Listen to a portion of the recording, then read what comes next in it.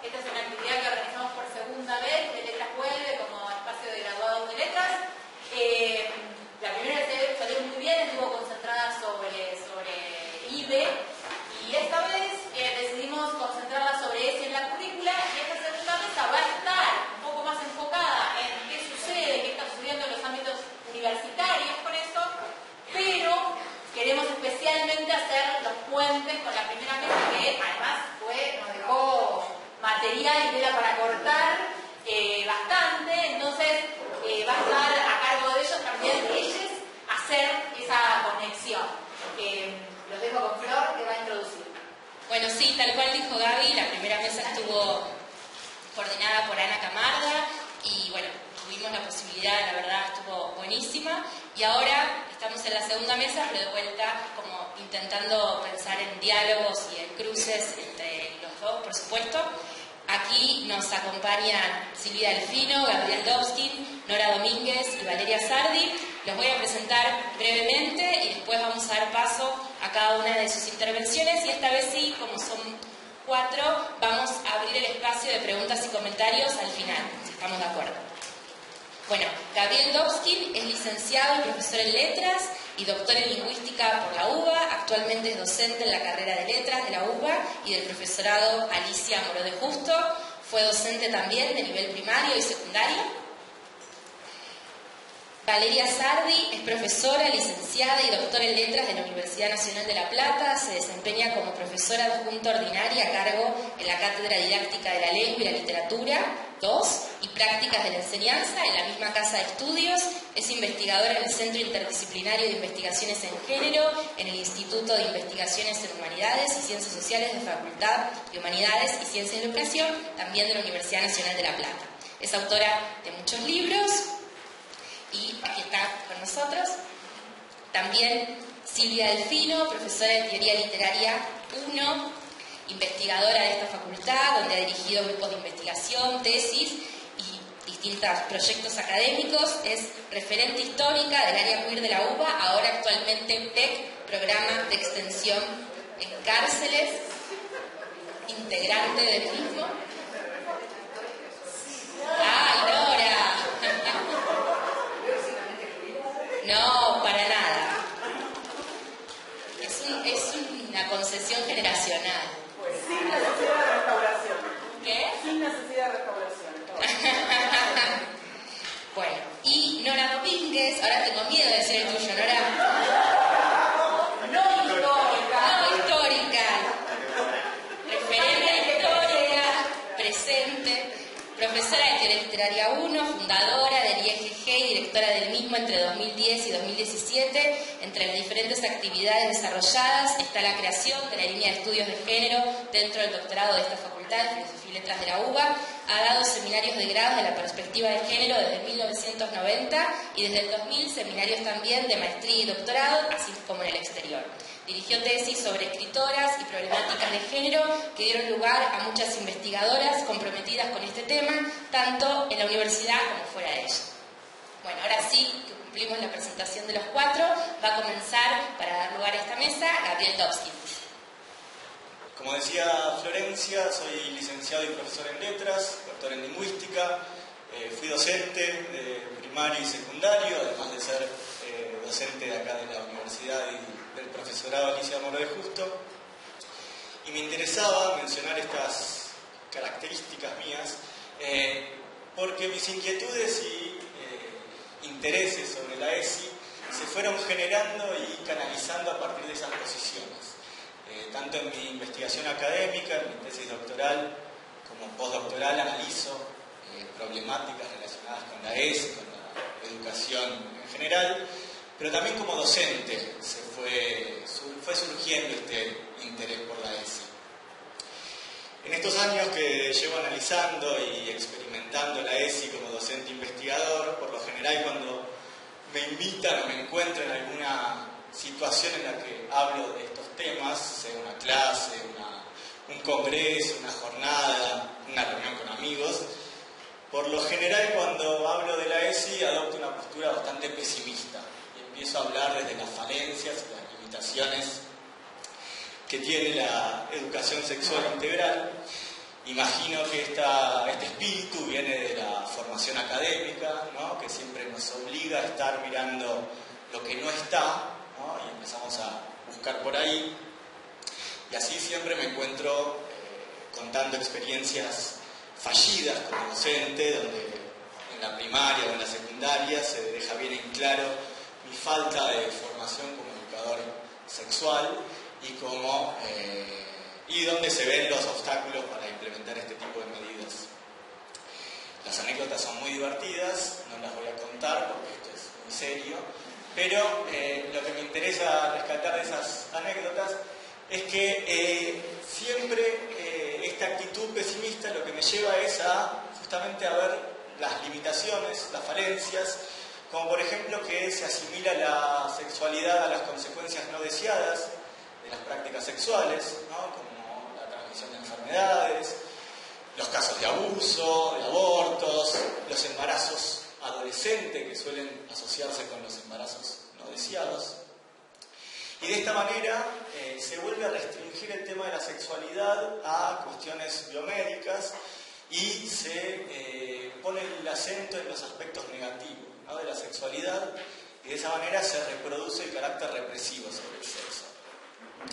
De hecho, cuando vemos algunas notas en los diarios, en los medios, por lo general lo que se plantea para tratar el tema de la ESI es ¿para qué sirve la ESI?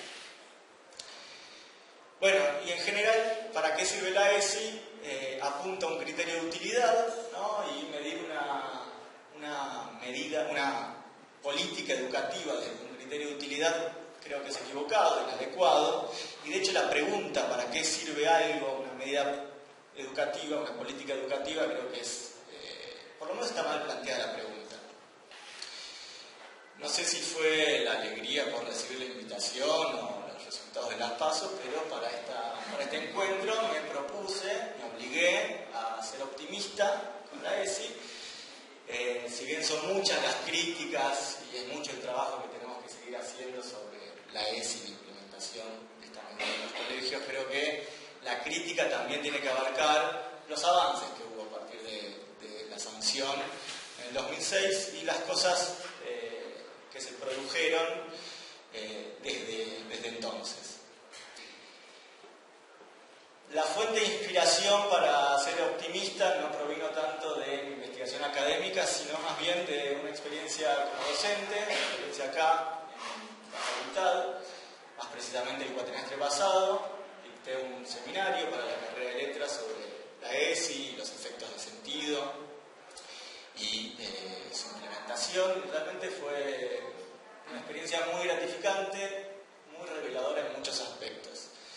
Ya desde un primer momento tuve un primer indicio de que sería un espacio muy fructífero, que fue el hecho de que hubo muchos inscriptos, muchos, para mí sorpresivamente, no lo esperaba, que alrededor de 35 personas decidieran dedicar sus sábados a la tarde, de 13 a 17 horas, ese es el horario que me puso el departamento, gracias Mariana, a discutir cuestiones ligadas con la sexualidad, la educación y el discurso, ¿no? Que hubiera tanta gente interesada en discutir esos temas de nuevo un sábado a la tarde, me pareció que era un indicio interesante. Y en segundo lugar, y más importante, más allá de esta asistencia, ya desde el primer encuentro los estudiantes manifestaron una actitud sumamente activa respecto del seminario. Hubo un involucramiento, un compromiso muy grande desde el primer encuentro y esto se manifestaba de muchas maneras. En primer lugar, venían a los encuentros con la bibliografía leída, cosa, que no siempre ocurre, y además proponían lecturas complementarias, es decir, estaban interiorizados en el tema y proponían otras lecturas. No solo participaban en clase, levantaban la mano, exponían su voz, sino que además proponían nuevos debates, nuevos temas, nuevos ejes de discusión, y eso generaba que se produjera algo distinto, digamos. Por supuesto que cuando vi tantos estudiantes en el aula la primera clase, lo primero que hice fue preguntarles qué hacían ahí, ¿no? ¿Por qué estaban ahí? Habiendo otros seminarios en horarios más saludables. Y si bien sus respuestas incluían una variedad de temas, todos tenían un hilo en común, que era que había algo que les hacía ruido. Había algo que no les cerraba con la implementación de la ESI.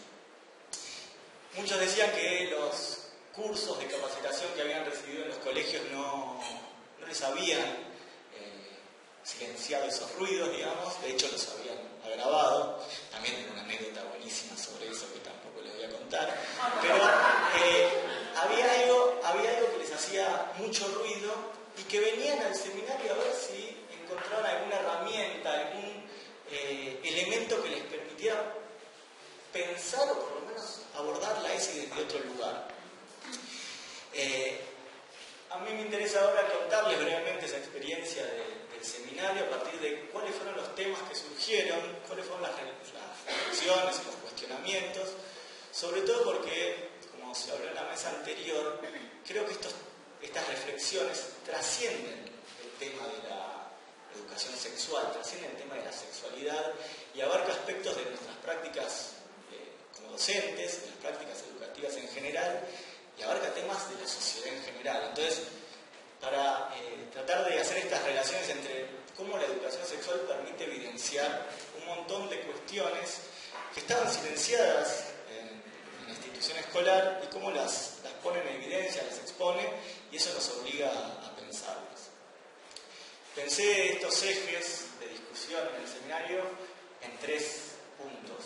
Los contenidos, los temas que surgen cuando uno empieza a discutir sobre educación sexual, las modalidades o dinámicas de trabajo para su implementación y la perspectiva de género, que entiendo que es un tema que suscita muchas dudas e interrogantes. Respecto a los contenidos, cuando se sancionó la ley, podemos apreciar que se sanciona a partir de, se justifica, mejor dicho, la ley a partir de determinados temas que aparecían como prioritarios, urgentes, a los que había que darle respuesta, que eran sobre todo la prevención de enfermedades, la prevención de embarazos adolescentes, que de nuevo suelen aparecer con el nombre de embarazos no deseados también, la prevención de casos de abuso, de casos de aborto. Es decir, la ESI se planteaba fundamentalmente como un método de prevención, ¿no? Y de hecho se la consideraba como una herramienta para que los adolescentes se concientizaran sobre los riesgos de la práctica sexual y de esa manera demoraran el inicio en las relaciones sexuales. Si bien estos temas siguen vigentes en la actualidad y son urgentes y siguen mereciendo respuesta urgente, hace algunos años vienen apareciendo otros temas, ¿sí? Vienen cobrando preponderancia otros temas que dan cuenta de una concepción mucho más integral de la sexualidad.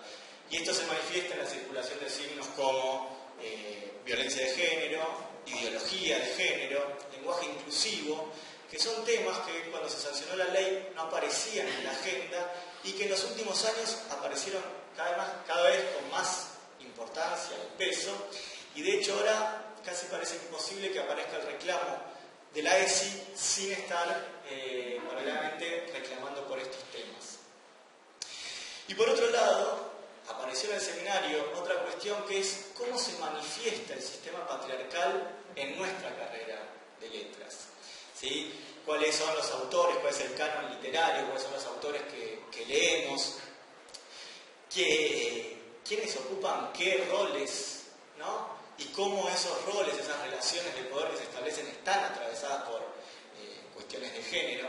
De hecho, algo que no podíamos dejar pasar en el aula era que de más o menos 40 personas que éramos, porque había 2 colegas que me ayudaron con el armado y dictado de la materia, más o menos de 40 personas que éramos, alrededor de 35 no se identificaban con el género masculino, y el que estaba a cargo del seminario era yo, varón, blanco, etc. Es decir, las estadísticas no estaban de mi lado, pero el sistema patriarcal sí, ¿no? Entonces, eran cosas que empezaron a plantear. ampliarse. Y por otro lado, el tema de la perspectiva de género, ¿no? Se problematizó mucho qué significa, qué implica dar educación sexual y educación en general desde una perspectiva de género. Se trata de una corriente teórica, se trata de un posicionamiento ideológico. Es un tema que el género es una construcción netamente cultural, aparecen cuestiones biológicas, algún tipo de factor biológico jugando ahí.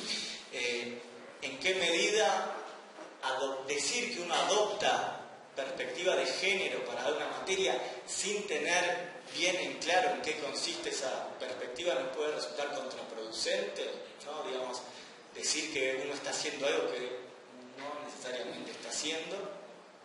Y del otro lado, bueno, no atenta contra la libertad de cátedra, la autonomía universitaria, determinar que hay que impartir la materia desde la perspectiva de género. Eran interrogantes que iban saliendo, obviamente no los contestábamos, yo no lo contestaba, de eso no sé nada, solamente estaba a cargo del seminario, pero la idea era justamente que surjan esos interrogantes, porque a partir de eso empiezan a surgir las reflexiones y los cuestionamientos, ¿no? Que, volviendo a la pregunta que me hacía para presentar esta charla, ¿para qué sirvió la ESI? Bueno, creo que fundamentalmente la ESI, como ningún otro contenido curricular, puso en evidencia las tensiones que hay respecto del tratamiento que hay sobre la sexualidad, sobre las prácticas educativas y sobre nuestro rol como docentes y qué lugar le damos a los alumnos en el aula y qué lugar le damos a los alumnos en la construcción y la configuración del conocimiento en el aula. Por otro lado, algo que quedó muy claro en el seminario, a partir de las experiencias que decían los estudiantes, y que debo confesar a mí como analista del discurso me parece fascinante, que es la dificultad para hablar explícitamente de sexo con los alumnos. Y esto creo que representa una paradoja, porque creo que la mayoría de acá debemos haber entrado a un aula secundaria como docentes, y habrán notado que para los adolescentes todo es sexo, ¿no? Uno entra al aula y es todo sexo. De hecho, nuestra materia es casi una invitación abierta a hablar de sexo, ¿no? Lengua y literatura, prácticas del lenguaje, prácticas de la lengua. Es como casi parece imposible dar nuestra materia sin estar dando educación sexual paralelamente. Sin embargo, cuando dejamos de lado las insinuaciones, dejamos de lado los chistes, el doble sentido, pareciera que es imposible hablar explícitamente de sexo con los alumnos. Pareciera que es un tema imposible de abordar en el aula, pareciera que es un tema imposible de abordar en la institución escolar, ¿no? Como si hubiera ciertas imposibilidades de decir y de significar en la institución escolar, y eso creo que abre otros interrogantes que van más allá de la sexualidad y afectan justamente a nuestra condición como docentes y a los roles y tipos de relaciones que establecemos. Bueno, lo que dejó en claro la ESI es que el conocimiento no es neutral, ¿sí? Está impregnado siempre de valores ideológicos, éticos, morales, por el hecho de que el conocimiento se construye, ¿sí? Está construido por sujetos históricos y por lo tanto atravesados por sus intereses y por los horizontes de expectativas de cada época que nos determinan, ¿sí? Qué se puede decir, qué se puede pensar. A diferencia de lo que nos hace creer el espíritu positivista, el conocimiento no es algo que esté ahí dado de antemano, que uno va, lo reconoce y simplemente lo reproduce, sino que el conocimiento se produce justamente en circunstancias históricas determinadas. Entonces eso nos lleva también a preguntarnos cuáles son las funciones que cumple la institución escolar actualmente en la sociedad y qué funciones queremos que cumpla la institución escolar. Porque en función de eso vamos a pensar qué estudiante estamos formando, qué perfil de estudiante estamos formando, y en función de eso tenemos que pensar también qué formación docente le vamos a dar en la carrera de letras. ¿Qué hacemos con la formación docente que damos acá en la carrera de letras? Que es una formación que históricamente estuvo relegada a un plano secundario. De hecho, una frase que me quedó muy grabada en la cabeza de una alumna del seminario fue que la carrera de letras nos forma como investigadores y si no nos da la cabeza nos dedicamos a la docencia. Bueno, creo que esa concepción está cambiando, ¿sí? Está cambiando, pero la ESI puso en evidencia esa supuesta distancia que hay entre nuestra formación como investigadores y nuestra formación como docentes y las distintas valoraciones atribuidas a una y otra formación. Creo que lo más valioso que generó la ESI fue que puso en movimiento muchos aspectos, muchos supuestos del ámbito educativo. Armó quilombo, básicamente, y eso creo que siempre es bueno. Puso en cuestión muchos supuestos, instaló debate, generó polémica, nos incomodó a los docentes, que parecía que teníamos todo bien claro desde nuestro lugar de saber, y ahora nos encontramos con que no tenemos la menor idea de qué hacer, que muchas veces nos pasa con otros contenidos, pero ahí es más fácil, ¿no? Que es el predicativo subjetivo obligatorio, bueno, lo podemos pilotear mejor, pero cuando aparece el tema de sexualidad, donde los adolescentes saben y mucho, bueno, ya se hace más difícil. Y también creo que la ESI abrió el espacio para discutir temas que eran tabú. Pienso en el nivel secundario, temas como el embarazo, temas como el aborto, que estaban sumamente invisibilizados. No solo logró mayor difusión, sino que incluso logró que se empezaran a disputar el valor de estos hechos. Y por último, y creo que no menos importante, también la ESI dejó en claro que necesitamos articular nuestra formación universitaria con la práctica docente, ¿sí? Tenemos que ser conscientes de que estamos formando docentes también y que es necesario tener en cuenta eso en los programas de estudio. Algo que decían antes, que es que creo que la ESI dejó bien en claro que los docentes somos personas, ¿no? Con nuestras ideologías, con nuestra sexualidad, con nuestros closets, ¿sí? Entonces, puso mucho sobre la mesa que estaba silenciado, ocultado y que parecía impensable. Bueno, hola a todas, a todos, a todas. Antes que nada quería agradecer la invitación de Gabriela y también de Florencia a participar. La verdad que celebro que se hagan estos encuentros en el ámbito de la universidad. Me parece que son muy necesarios, ¿sí? Para reflexionar sobre estas cuestiones.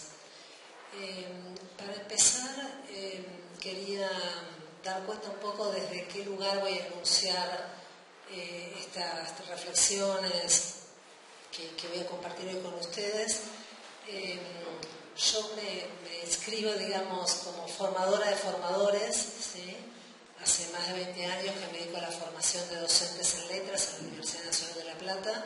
Y como decía Florencia acá cuando me presentaba, estoy a cargo de la Cátedra de Didáctica de la Lengua y la Literatura 2, que es la materia, es una materia anual, que sería la didáctica específica, ¿sí? Nosotros en La Plata, a diferencia de acá, tenemos dos materias, dos didácticas, la didáctica de la Lengua y la Literatura 1, que es una materia cuatrimestral, y después la didáctica de la Lengua y la Literatura 2, que es una materia anual donde se realizan las prácticas docentes.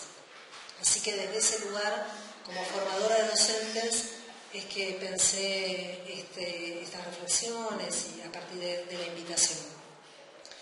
Y también como especialista en didáctica de la lengua y la literatura, me parece central, como forma parte, digamos, de mi hacer cotidiano, es pensar las prácticas desde los emergentes de la práctica, ¿sí? Es decir, partir de los emergentes, de esas memorias locales, saberes sujeto, diríamos con Foucault, creencias, representaciones, valores, que dan cuenta de cómo los estudiantes, tanto en la escuela secundaria como en la formación docente en letras universitaria, se vinculan con los saberes académicos, toman posición respecto al conocimiento, expresan sus puntos de vista, visibilizan, problematizan sus identidades sexogenéricas, a partir de cómo leen, escriben, hablan y cómo imaginan como futuros docentes de lengua y literatura la enseñanza de la lengua y la literatura en los diversos contextos de la práctica. Creo que desde hace muchos años, varios años, venimos trabajando con la ESI y pensando, no solamente con la ESI, sino pensando y problematizando la didáctica de la lengua y la literatura desde una perspectiva de género. En nuestra materia, el programa de la materia está pensado desde la perspectiva de género, si bien hay una unidad donde trabajamos cuestiones del currículum, donde trabajamos específicamente la ESI, la ley, los lineamientos curriculares de la ESI en relación a la lengua y la literatura, ¿sí?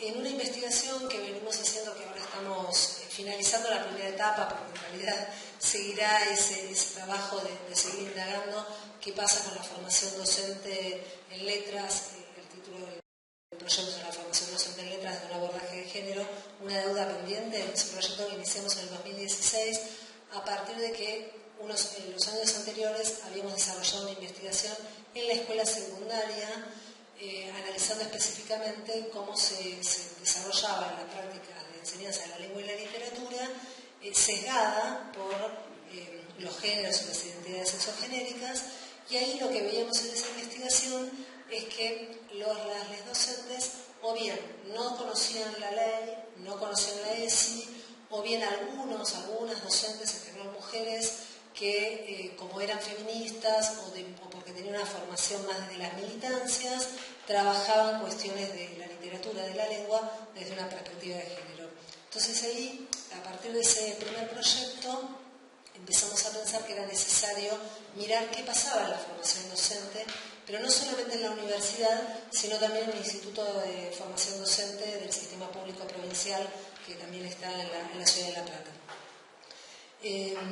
Y ahí lo que surgía en este proyecto que estamos finalizando, lo que surgía, hicimos entrevistas a profesores y profesoras en formación, entrevistas también a docentes, tanto de la universidad como del Instituto de Formación Docente Público.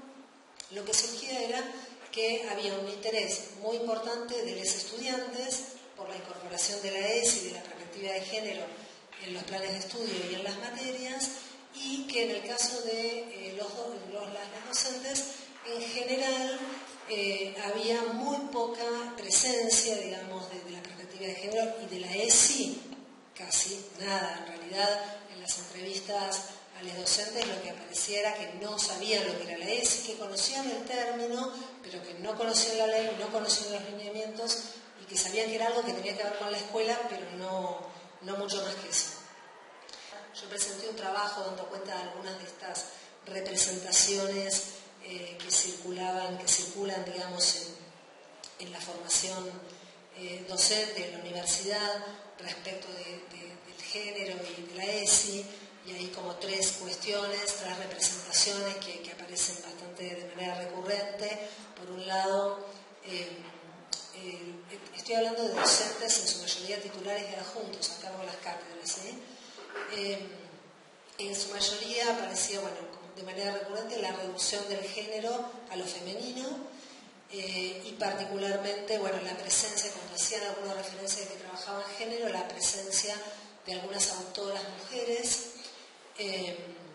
Después, la percepción del género en casos muy aislados como un saber que se expone al binarismo, que da cuenta del binarismo en el conocimiento, pero estos eran casos excepcionales.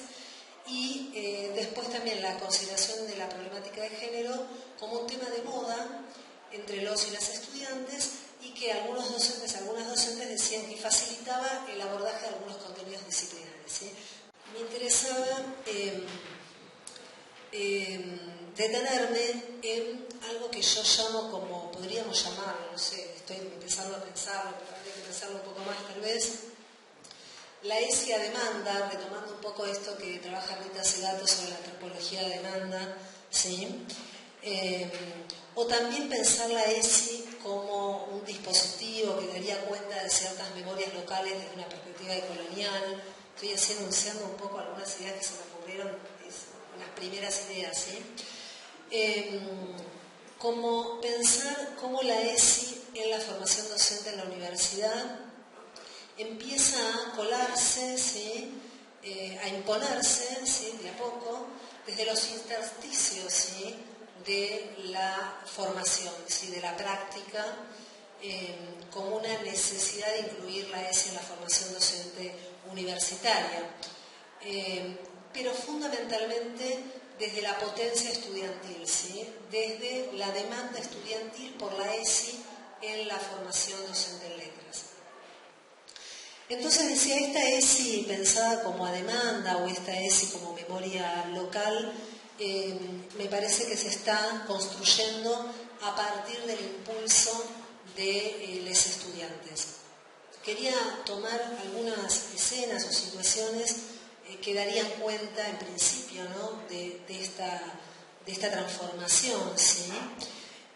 Por un lado, el 3 de octubre de 2017 se promulgó la resolución 2086, que fue a partir del pedido y de la militancia de los consejeros estudiantiles para que, no solo explícitamente en la resolución del lenguaje inclusivo, pero sí en esta resolución se establece que dentro del régimen de evaluación y de promoción se van a tener en cuenta y no sancionar diversos usos lingüísticos, ¿sí?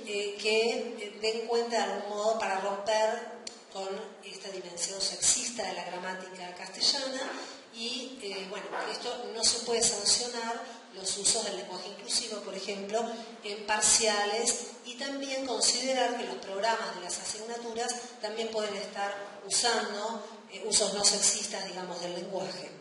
Eso por un lado, que esto fue fundamentalmente por las militancias estudiantiles.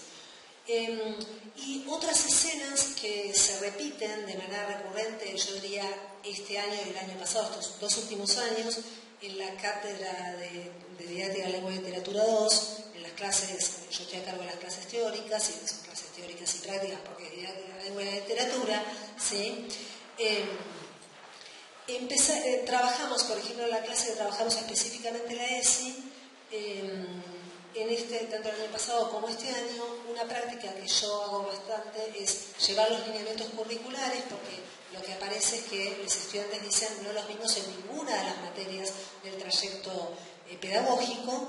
Entonces trabajamos ahí, leemos los lineamientos y después les propongo que escriban, creen, elaboren, inventen uno o 2 lineamientos curriculares posibles que ellos y ellas querrían incluir, ¿sí?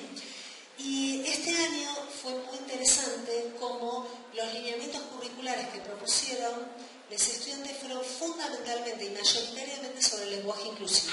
Incluso se preguntaban cómo en la ESI no está el lenguaje inclusivo. Entonces, bueno, ahí fue necesario historizar, ¿sí? Cómo empieza a nacer, a surgir, a aparecer, digamos, el lenguaje inclusivo, hacer referencia a investigaciones que ya se venían haciendo sobre el lenguaje no sexista o el sexismo en el lenguaje, pero ahí como una demanda, digamos, del lenguaje inclusivo. Otra escena que se viene repitiendo este año fundamentalmente en las clases de didáctica es la tematización, discusión, problematización sobre los cuerpos, ¿sí? Los cuerpos sexogenéricos, sexogenerizados, y una tematización a partir de si estamos trabajando con los distintos contenidos que trabajamos a lo largo del año. Aparece pensar, problematizar, realizar los textos literarios en relación a los modos de leer, a las prácticas de lectura, de escritura, de oralidad, digamos, apareció como de manera recurrente, y es el primer año que ahora justamente que estamos llevando adelante las prácticas docentes en las escuelas secundarias, en el seguimiento de los estudiantes que hacemos durante la residencia docente, mayoritariamente no fue necesario, tal vez también porque la cátedra trabaja en la perspectiva de género en todo el programa, mayoritariamente los profesores en formación decidieron armar sus propuestas de clase con la perspectiva de género y buscando ver de qué manera podían articular con la ESI. Me parece que también está muy ligado a las militancias feministas y queer, ¿sí? De los estudiantes, y cómo van articulando, digamos, esos recorridos formativos por fuera de la formación inicial en la universidad, y cómo van, digamos, atravesando también que atraviesan sus experiencias socioculturales, vitales y de las militancias, y cómo van, digamos, internándose, ingresando, digamos, en cómo imaginan sus prácticas docentes futuras, sus prácticas docentes actuales como profesores y profesoras en formación, y cómo ahí se juegan también las trayectorias formativas, pensándolas como trayectorias en contextos, como dice Bea Greco y Sandra Nicastro, es decir, con esas trayectorias en diálogo, ¿sí?, con otros compañeros, compañeras, compañeres y también otros estudiantes en la escuela secundaria, ¿sí? Creo que por un lado me parece que es urgente y necesario romper con ciertas lógicas patriarcales de la práctica docente universitaria, ¿sí?, de la práctica docente en general y específicamente de la práctica docente universitaria, ¿sí? Visibilizar, problematizar, digamos, las dificultades que todavía tienen los estudiantes para tomar la palabra, para sentirse legitimadas en las clases del profesorado en letras, ¿sí? En ese sentido también creo que es urgente problematizar las pedagogías universitarias y incorporar las pedagogías feministas en la universidad, ¿sí? Es decir, qué representaciones de la enseñanza circulan en la universidad, qué representaciones de los estudiantes y del conocimiento están presentes en la universidad. Y una cuestión que justamente en estas semanas que estuve dictando un seminario de posgrado en la facultad sobre estas cuestiones, también problematizadas. En la universidad también se enseña, no solamente en la escuela secundaria. Todavía se sigue escuchando, por lo menos en mi facultad, docentes universitarios que siguen haciendo esa distinción, como si lo que hacen en la universidad no fuera también enseñar, más allá de que puedan ser investigadores e investigadoras, ¿sí? Eso como otra cuestión. Y para terminar, yo quería de algún modo también volver a pensar cómo en la formación teórica literaria y lingüística, que tiene una fuerte presencia en la formación en letras, en la universidad, por lo menos en la Facultad de Humanidades, cómo repensar, reflexionar acerca también de ciertas epistemologías feministas, queer en relación a las teorías de la lectura, a también teorías lingüísticas que han sido invisibilizadas, y empezar a recuperar, a poner otra vez en el centro esas epistemologías, volvernos a ponerlas, ¿sí?, en el centro, para, por ejemplo, ¿sí?, en relación a las teorías de la lectura, ¿sí?, y los modos de leer, sigue estando muy fuerte esa representación de la literatura como una ciencia. Creo que tal vez la invitación sería pensar la literatura como arte, ¿sí?, y qué efectos produce la literatura en los lectores, qué efectos también en términos afectivos, sensibles, digamos, sensomateriales, ¿sí?, de los lectores, ¿sí?, cómo los lectores, las lectoras, los lectores establecen también vínculos afectivos, biográficos con la lectura. Esto en la formación docente, por lo menos en la fase del profesorado en letras en La Plata, esto sigue siendo mala palabra, ¿sí? Pensar que esos profesores en formación puedan leer desde otros sentidos y puedan leer desde sus propias experiencias socioculturales y vitales, ¿sí? Pareciera ser que solamente, y sigue estando muy fuerte la idea de que hay que leer como críticos literarios, y lo digo en masculino porque se forma en ese sentido, en el sentido de lectores especializados, lectores distanciados, ¿sí?, de los textos. Lo mismo con la escritura, ¿sí? Pensar, mirar a los estudiantes como escritores de poesía, de ficción, no solo como escritoras de crítica literaria, ¿sí? Una ESI que nos invita también a conocernos como sujetos lectores y escritores, que nos lleva a reflexionar sobre nosotras mismas, a hacer un trabajo de conocer quiénes somos, cómo sentimos, qué deseamos, qué nos interpela, qué nos conmueve, para después, cuando estemos en los distintos contextos de la práctica, también en la universidad, poder construir un vínculo afectivo con la lectura, con la escritura, con la literatura y con los jóvenes y los saberes. Sí, voy a hablar de algo de lo que quiero hablar, que es de mi experiencia como profesora en esta casa, en este lugar donde siempre me interesó estar y comprometerme con su vida institucional y con la vida institucional que se fue inventando, que fuimos inventando acá en Filosofía y Letras, que fue la creación de un área de estudios de la mujer en el año 92, después instituto en el año 97, y del que formé parte, digamos, en esa fundación y donde trabajé y sigo trabajando con diferentes grados de compromiso institucional. Entonces, si yo puedo mirar con perspectiva lo que fue, digamos, dar seminarios del tema de género en la facultad desde los años 90, esto ha cambiado notablemente.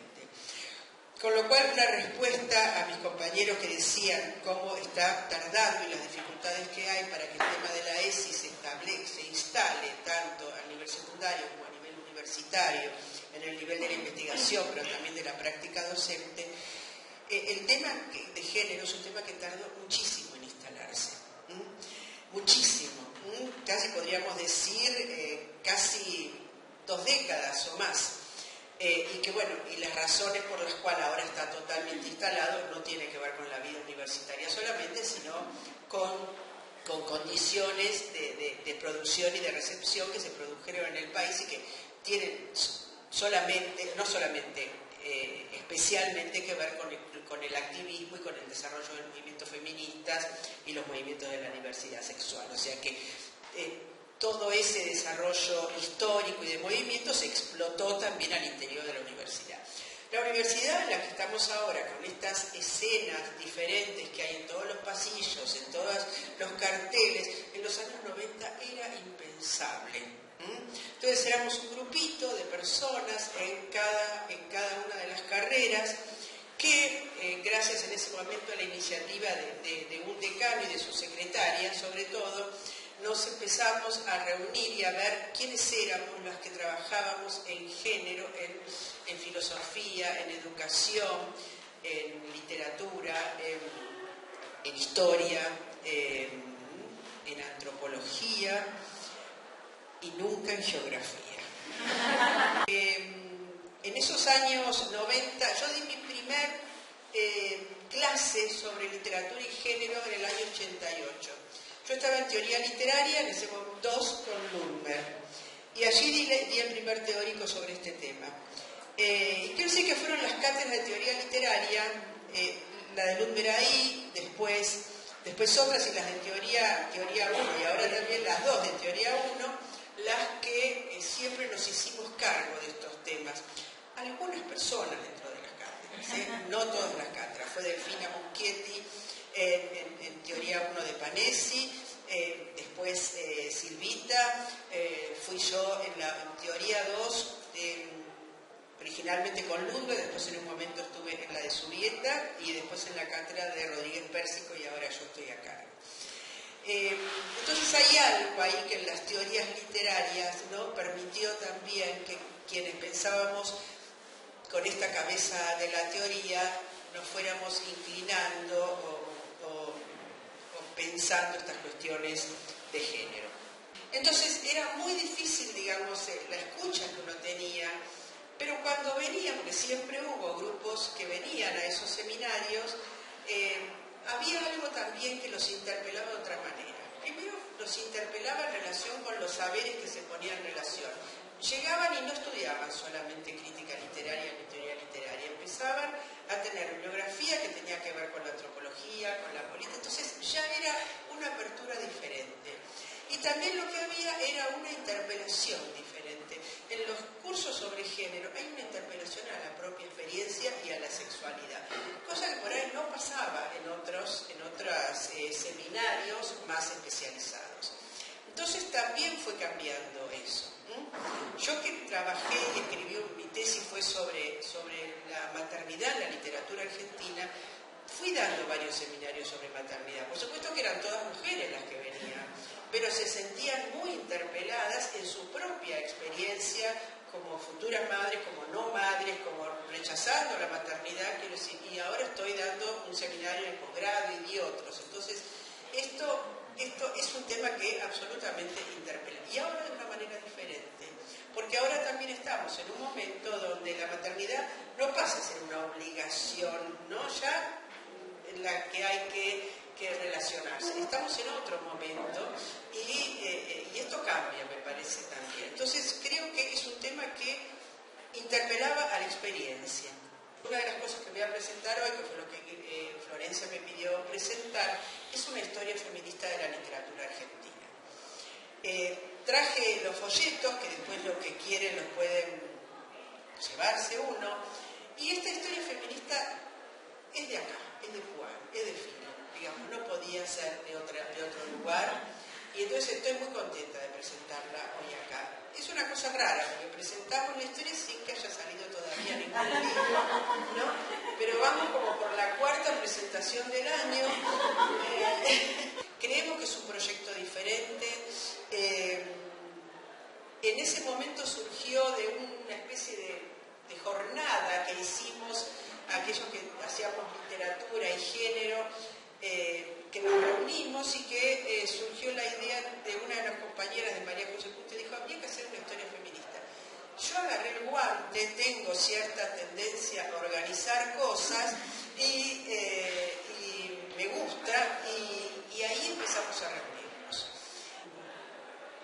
Esa historia feminista de la literatura, el problema que teníamos en un primer momento era trabajar con esta idea de historia y qué hacer con las cronologías, ¿no? Justamente porque uno, bueno, está formado en la idea de tratar de desbaratar las cronologías, de desmontar las cronologías, pero ¿qué hacíamos? Porque alguna secuencia no temporal había que darle.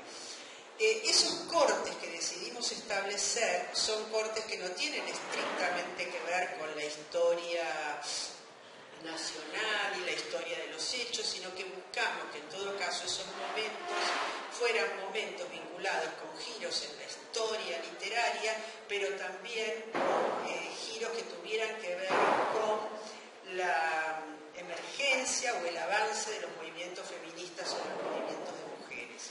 En el siglo XX, en las dos partes del siglo XX, lo que importa es esa adquisición de derechos, ¿no?, de las mujeres, y cómo esa adquisición de derechos y esos reclamos de igualdad se iban ligando también con las que escribían, con las que participaban, ¿no? Piensen que en las primeras décadas del 20 está Alfonsina Storni, está Salvador Rubia, está esas anarquistas y feministas pioneras de alguna manera que estaban produciendo sus textos al calor, digamos, de todos esos debates. Y en el segundo tomo del 20 se llama Escritoras en Movimiento, Itinerarios y Resistencias, y va a tener como dos figuras que son políticas, pero que hacen cortes para mí, hacen configuraciones histórico-simbólicas y políticas, que son Eva Perón y la Madre de Plaza de Mayo, ¿no?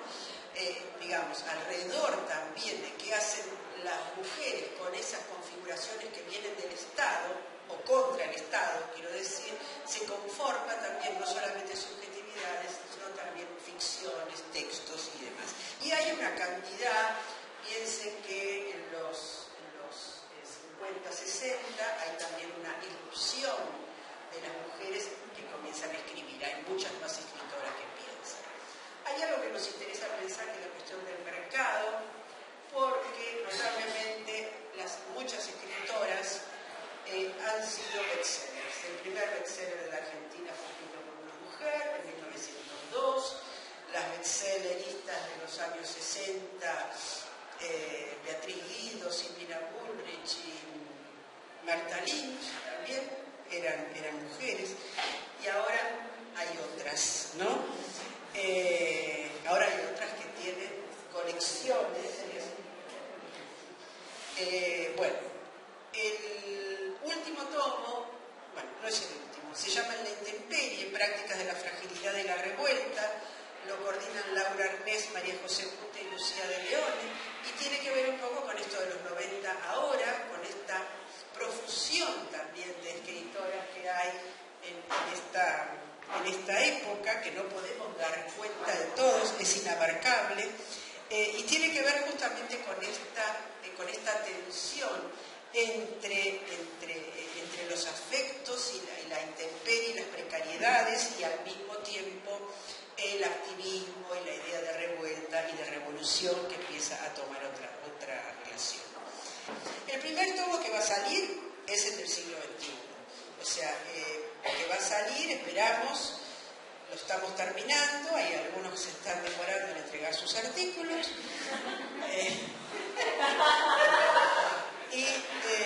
Pero ya lo estamos entregando con la idea de que el primer tomo pueda estar para la Feria del Libro del año que viene. Así que bueno, este es el proyecto. Quiero decir que el proyecto es un proyecto que nos entusiasma enormemente, que cada vez que nos reunimos desde ese octubre del año 17 a hoy salimos, ¿no?, potenciadas, ¿no?, contentas, sintiendo que estamos haciendo algo que nos interesa mucho. Por supuesto que estamos atacando y tratando de intervenir en el canon, ¿no?, en ese canon, y tratando de hacer otras propuestas de lectura, tratando de incorporar a quienes no fueron leídas, o dando vuelta también a aquellos ejes de cada uno de los periodos de la historia de la literatura mirado con esta perspectiva, donde se encuentran y se descubren cosas maravillosas. Así que bueno, esto es nuestro proyecto. Nuestra estrategia este año inicialmente fue proponer el género como una perspectiva crítica, como una epistemología, justamente como dicen nuestras compañeras que han investigado específicamente esto y que han participado en los movimientos políticos de los que también formamos parte, ¿no es cierto? Esto recibió de manera interesante, tanto en nuestra cátedra como en las discusiones sobre el plan de estudios que está proponiendo Letras Vuelve, grupo al que agradecemos especialmente todos estos entusiasmos y estos incentivos a reformular nuestras prácticas, que fue que, por un lado, en nuestra cátedra, investigadores e investigadoras formularon, como decía Valeria, que el género o la sexualidad aparecían como moda o como lo actual, mientras, como decía Nora, Regina Mugiete, esta olvidada del año 88, fue la primera en traducir el problema de géneros, el género en cuestión, desde el año 88, ¿no es cierto? Y por otra parte aparecía una objeción que voy a tratar de retomar al final como una propuesta respecto del plan de estudios cuando se formula la pregunta si en la perspectiva de género tiene que aparecer como un contenido, como una zona que acompaña, como hizo Nora desde el año 92, desde el año 88 en realidad, dando los seminarios con Ana María Amado, con Laura Ernest, la mayoría de las autoras, poetas, activistas que nos fascinan han pasado por el seminario de Nora, Ana María y Laura, ¿no es cierto? De manera que tienen una relación intensa con Juan, y simultáneamente otro problema que es que cuando no se trata de una cuestión de la formulación de un núcleo o de un área de nuestro plan de estudios, la pregunta por la transversalidad necesaria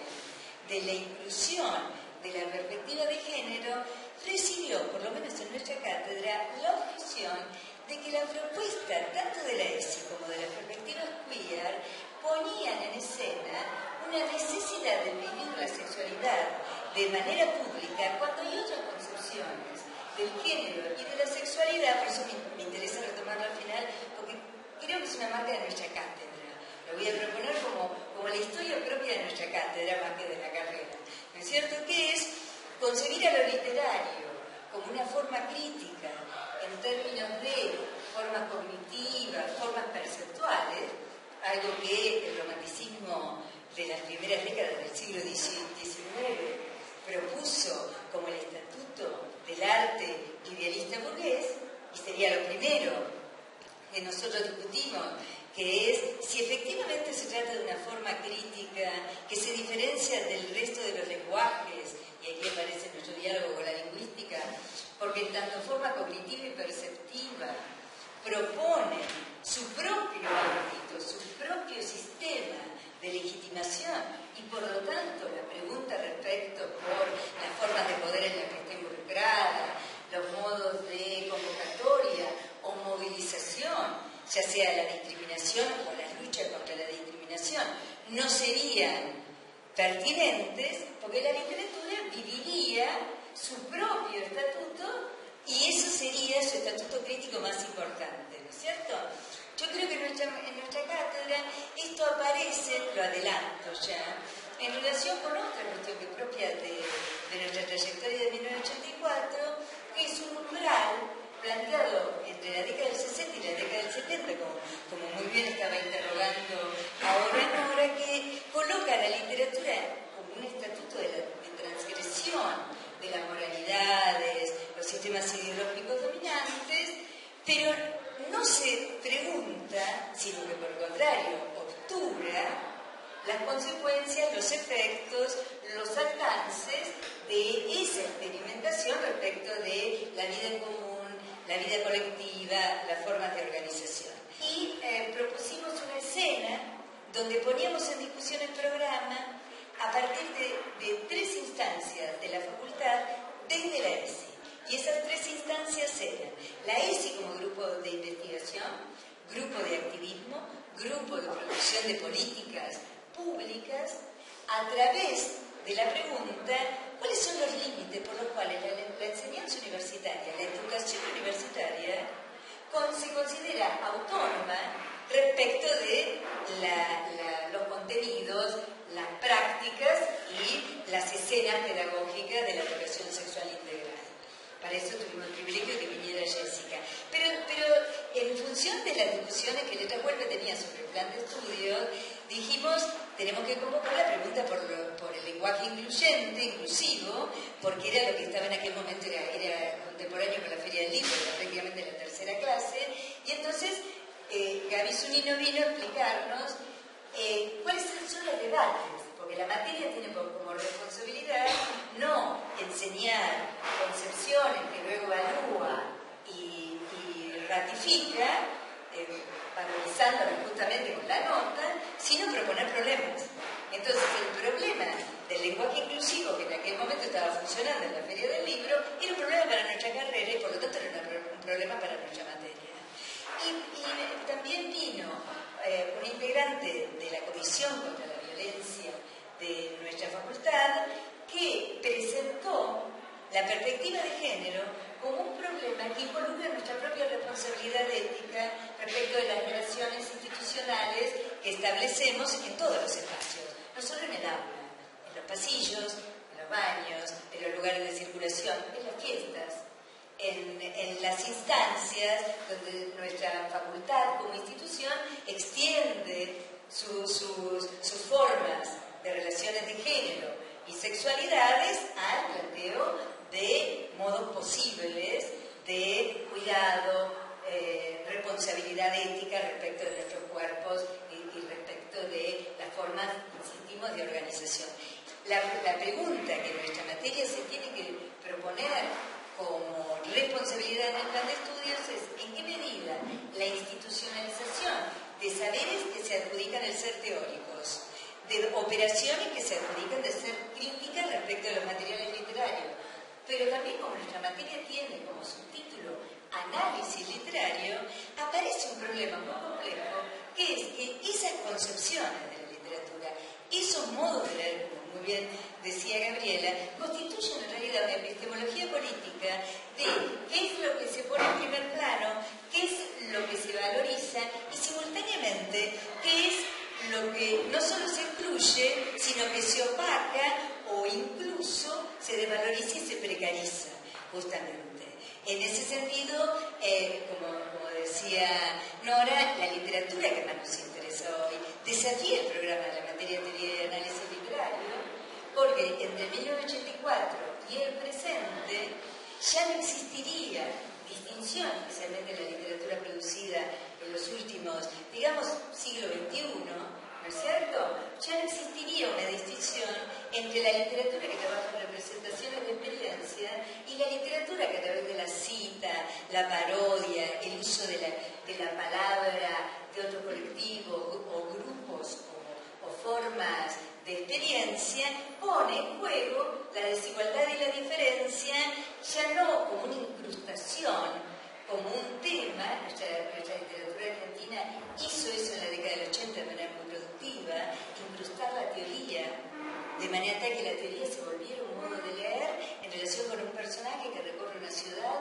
una situación dictatorial, por ejemplo, y la literatura que nos interesa hoy está producida por escritoras, escritores, poetas, activistas, performers, ¿no es cierto?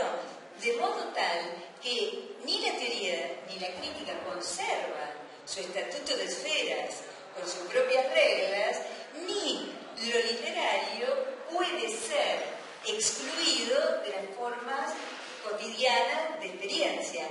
Para decirlo de manera más técnica, la literatura forma parte de la experiencia colectiva, contemporánea, y esto es algo que las personas muy jóvenes de nuestra cátedra ponen en primer lugar y que los estudiantes, las estudiantes y los estudiantes reconocen, como muy bien decía Valeria y Gabriel, como una demanda respecto de la propia vitalidad, el propio goce de esa relación con lo literario. Y entonces, por último, mencionar que en nuestra cátedra continúa abierto el debate respecto de esta diferencia entre concebir el género como una perspectiva, como una epistemología, de modo tal que desnaturalizar el género desde el punto de vista del binarismo, los estereotipos, pero también respecto del binarismo, género, sexo, implicaría desinstitucionalizar gran parte de las premisas que constituyeron, por ejemplo, la relación entre la teoría y la crítica, que en 1984 se presentaba, en aquel momento era probablemente muy legítimo, yo soy parte de esa lucha, por tanto no la voy a desvalorizar en este momento, en que la teoría y la crítica postulaban una crisis respecto de la universidad, de la dictadura cívico-militar, que simplemente se limitaba a comentar textos, a hacer asociaciones valorativas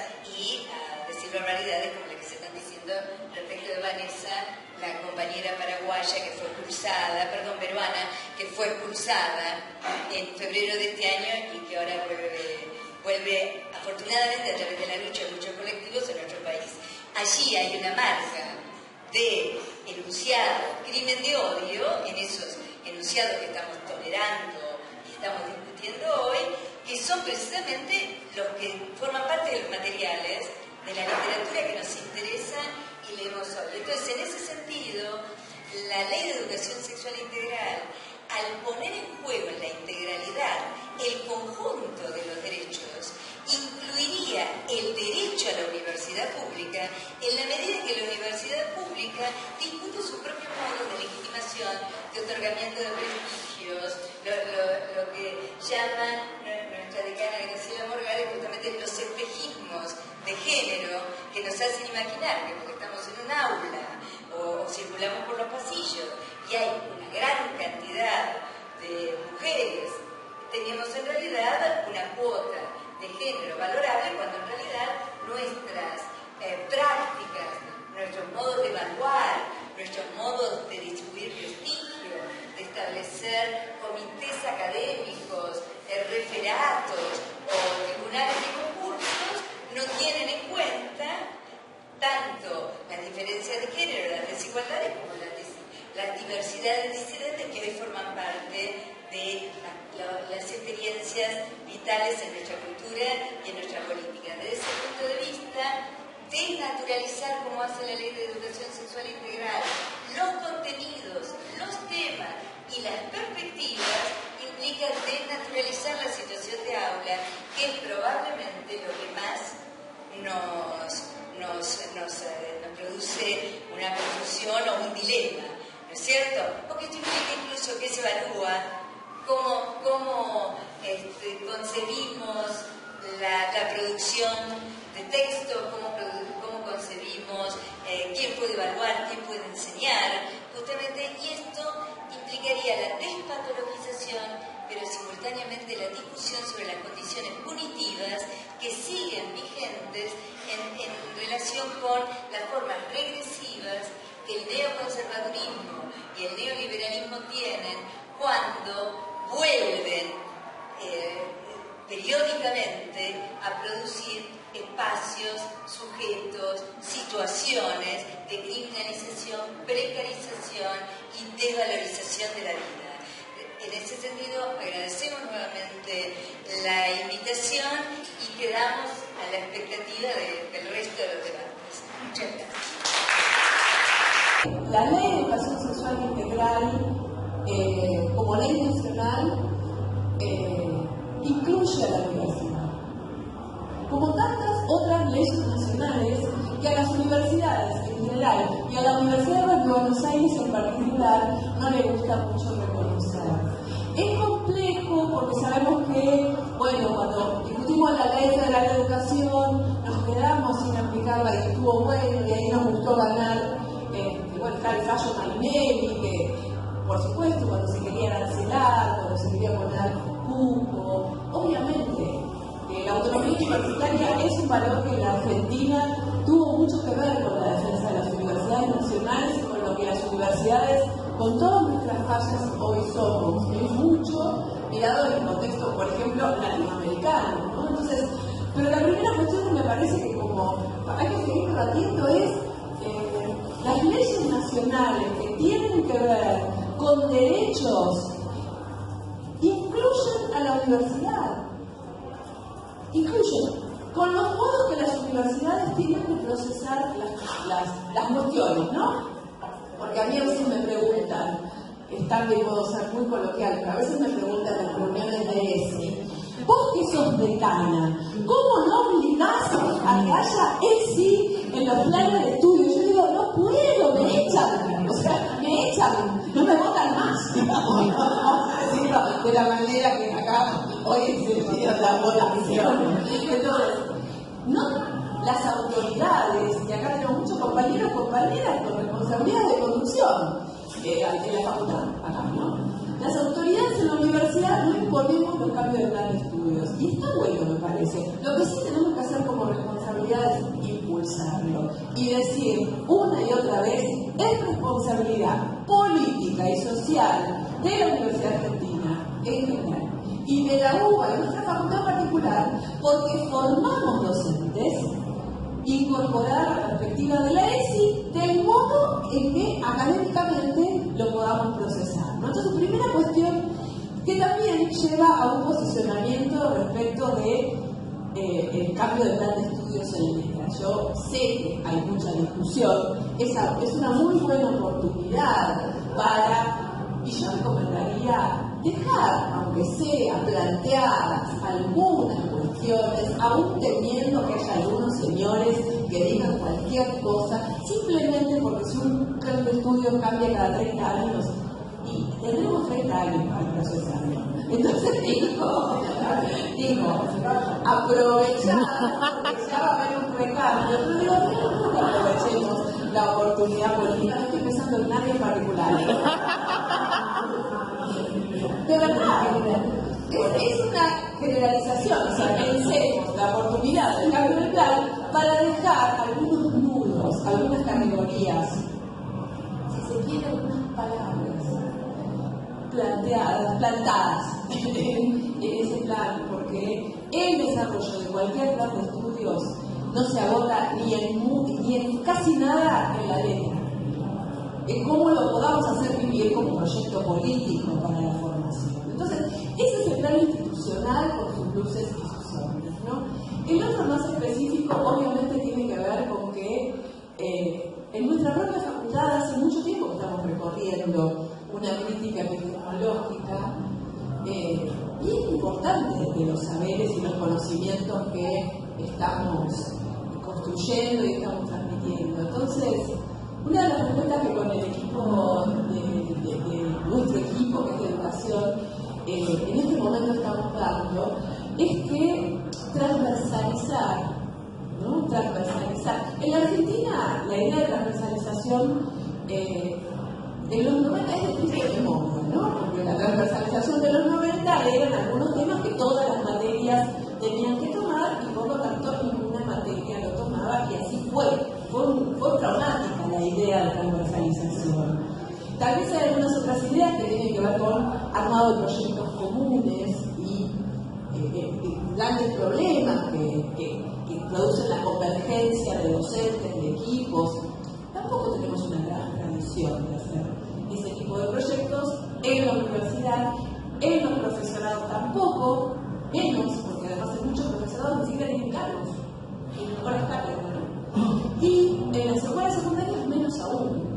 Entonces, la hipótesis de transversalización, que es la que venimos trabajando, es esto de lo que estamos hablando, ustedes estuvieron hablando el día de hoy, profundizar la crítica epistemológica de la construcción del conocimiento, de las categorías, de las tradiciones, y eso lo puede hacer cada uno, cada una, sin necesidad de tanta articulación institucional, ¿no? Y esa es una pista, no es la única, obviamente, porque la politización que la demanda estudiantil generó en estos últimos años, no sé si tuvieron la oportunidad de ver alguna de las plataformas o algunos de los videos de esta semana, de estos días, en esta facultad, algunos son horribles, quiero decir, pero y en general se plantea la demanda de la perspectiva de género en los planes de estudio. Entonces, ese es nuestro gran capital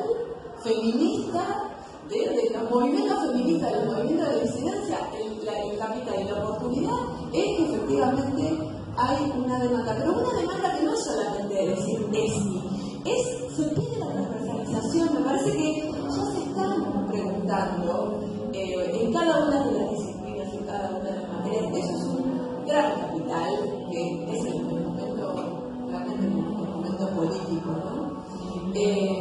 Y la última es, bueno, creo que nuestra responsabilidad también política como universidad, yo suelo decir justamente mucho, a mí me gusta pensar a la universidad como parte del sistema educativo, con otra forma de gestión, pero parte del sistema educativo.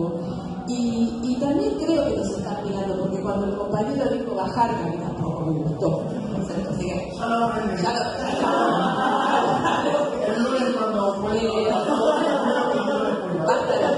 no, pero que efectivamente las articulaciones institucionales, la cooperación, desde el reconocimiento significa poder reconocer la formación docente que dan los institutos y qué específico de la formación docente los institutos tienen más trabajado, y que también los institutos puedan reconocer que de la formación docente que tienen trabajada en las universidades tenemos que avanzar en formas de colaboración, de cooperación, que sean horizontales, desde el reconocimiento en el sentido feminista, ¿no? El reconocimiento de los saberes acumulados, la experiencia acumulada, y al mismo tiempo me parece que también con las escuelas secundarias es una gran, tal vez una gran tarea para adelante, ¿no? Pues poder profundizar articulaciones de experimentaciones pedagógicas, que también es una palabra extraña, ¿no? Hablar de experimentos es casi como una cuestión positivista, pero pensar experiencias, porque lo que realmente nosotras creo que vemos, yo decimos así, no mentira, pero creo que es así, la potencia que tiene muchas veces cuando trabajamos con profesores de cualquier nivel educativo, pero en particular de secundario, temas de ESI, es que hay un algo que todavía no está hecho. Todavía no, y ese algo, que no es que hay un corpus acá que hay que transmitirle a la gente que está acá. Hay un montón de mediaciones, lo que sí hay es tradiciones, es crítica, es análisis crítico, pero en la clase, hay un lugar, que me parece que si te entendí, Gaby, creo que estoy totalmente de acuerdo, que tiene que ver con que la ESI desarrolla también el deseo docente. Y vieron que es a veces bastante difícil conectarse con el deseo. Hay muchas profesores que se embolan en su trabajo, ¿no? O que se les hace muy pesado por condiciones materiales, en general es así, o a veces porque hay algo que no se logra dar. Y lo que nosotros vemos, o nos parece ver, es que en la clase, o en las clases, no la clase de ESI, las clases donde están los cuerpos enteros, donde está la subjetividad, la afectividad, los conocimientos, esas clases son más interesantes además y hacen que sea una experiencia pedagógica para todos los sujetos de una enorme potencia. Entonces, en ese punto, poder acompañar esas experiencias, poder promoverlas, poder producir aportes y confiar en que lo que se está armando es una especie de gran lava, de magma que tiene que ver con un movimiento pedagógico, que tiene que ver con buscarle a la escuela otros sentidos. Y una última cuestión, estuve hace un tiempito en una actividad que era sobre y al final, una persona que está escuchando levanta la mano y dice, pero ustedes hablan como con un entusiasmo, pero solamente la ESI. No éramos solo nosotros que mencionamos, docentes que contaban experiencias, esa potencia que tiene que ver con que, probablemente toda la lucha por la legalización del aborto, el menos dirigirse, fueron, digamos, armando una historia, ¿no?, de la arqueología, el matrimonio igualitario, la ley de identidad de género, tuvimos debates, tuvimos interpelaciones subjetivas que van haciendo que las personas jóvenes vengan como más integradas a las escuelas y quieran, no solamente saber sus derechos, quieren ejercer su deseo y además quieren saber. Entonces es de un gran potencial, como reitero. Te encanta. Y no es una ley. Porque es el deseo finalmente, porque si no quedamos como cerebro que camina. Y entonces es un gran momento, reitero, para dejar algunas cositas en la lectura bonita. Es un gran momento para hacer las 3. Es un gran momento para articularnos con los institutos de profesorado, con las escuelas, para pensar que, yo tengo mi corazón docente, digamos, soy de educación, pero poder pensar el sistema y poder pensar la escuela secundaria desde otro lugar. Y lo que vemos en experiencias es que esto pasa, porque efectivamente hay docentes que hacen experiencias y hay docentes que hacen grupos de WhatsApp con sus estudiantes porque hay proyectos de ESI y hay escuelas confesionales donde hay proyectos de ESI y al mismo tiempo tenemos como si cuando te metas y toda la movida que por supuesto vamos a dar la lucha, la batalla no hay que darla, que es la batalla política, ¿no?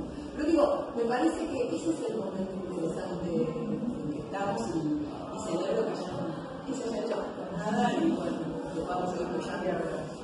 No podemos dejar de reclamar el financiamiento y el apoyo político, porque las universidades, los sindicatos, los movimientos, las organizaciones, los colectivos docentes no pueden suplir a las políticas públicas y esto tiene que volver, tiene que tener un apoyo y